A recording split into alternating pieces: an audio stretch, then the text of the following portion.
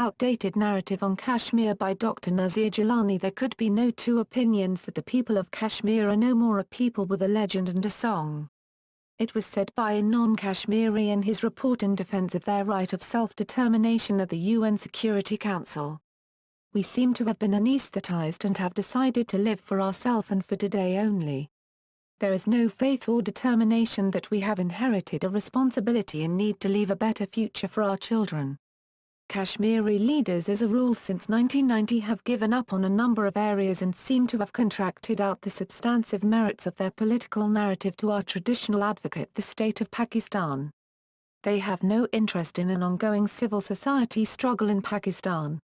It is strange that when the civil government and the people of Pakistan have started questioning the ownership of their foreign policy and the character and manner in which it has been executed over the years, Kashmiri leaders continue to live with an outdated narrative on Kashmir. It is in the public knowledge that the character of Kashmiri representation in politics, diplomacy and militancy after 1990 was stripped of its Kashmiri character. It was dwarfed and made less credible through a number of inducements, which had remained alien to Kashmiri character from 1846 to 1990. We see things happening against the interest of our cause but have contracted out our right to dissent and end up in silence. The most recent example remains the representation of Kashmir case by Pakistan at the 66th session of the UN General Assembly. The theme of the general debate of the 66th session, the role of mediation in the settlement of disputes by peaceful means, provided a safe and relaxed opportunity for Pakistan or any member nation of UN to advocate the cause of Kashmir. No member of the UN General Assembly made any reference to the right of self-determination of the people of Kashmir or urged for a need to mediate between India and Pakistan, to end the agony of the people of Kashmir. So much so Foreign Minister of Pakistan who spoke on behalf of the Prime Minister of Pakistan at the General Assembly referred to Kashmir as an include with many other issues and failed to address it as a principal issue at least in respect of right of self-determination of the people of Kashmir. The poor diplomatic narrative on Kashmir was further exposed when the Foreign Minister of Pakistan while referring to Palestine said Pakistan has always upheld the realization of the inalienable rights of the Palestinian people, including their right to an independent homeland with Al-Quds al-Sharif as its capital. Her address to General Assembly regarded Kashmir as an issue or a dispute and not an inalienable right to self-determination. Hina Rabbani Kar as a routine did point out that Kashmir is among the oldest on the agenda of the United Nations and the subject of several Security Council resolutions. Her reference lacked the strength of emphasis that Pakistan laid on the question of Palestine. In reference to Palestine she pointed out the plurality of the Palestinian rights, inalienable rights.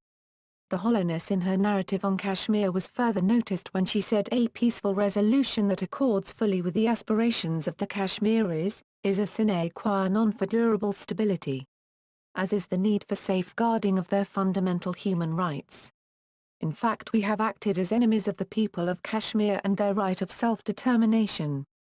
We slept over the need to enforce the implementation of UN mechanism on Kashmir which would have engaged the political, diplomatic and military input of 194 countries of the world and brought a peaceful resolution of the dispute. On the contrary, a self-serving wisdom was chalked out and the people of Kashmir were lured away from work for a peaceful resolution under UN supervision to a militant resistance against the military strength of India. The history of India-Pakistan wars did not favor a militant engagement with India. If at all there were a need for such a military action, it should have been left to the UN in pursuit of the implementation of its resolutions. We do not have militancy in Kashmir and there is no support for it either. Militant leaders revised their input and so has Pakistan decided to distance away from the earlier ad hoc interest to support a militant struggle in Kashmir. The Foreign Minister of Pakistan may well be a peace dove at the UNGA today but in the course of time we have suffered the death of a generation and caused the death of self-determination.